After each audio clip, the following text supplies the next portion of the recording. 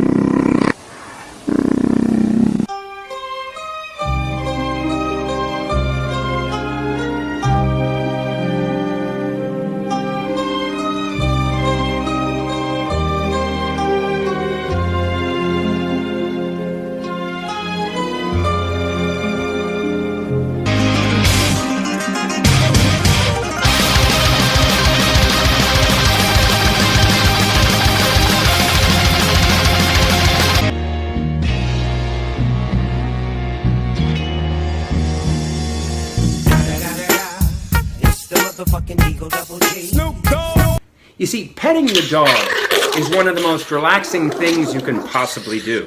It releases a hormone called oxytocin, which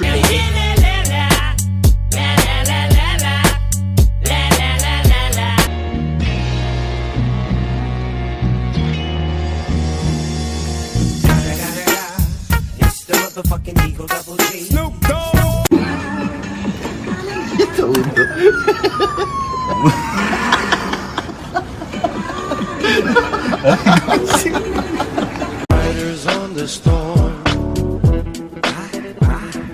Riders on the storm.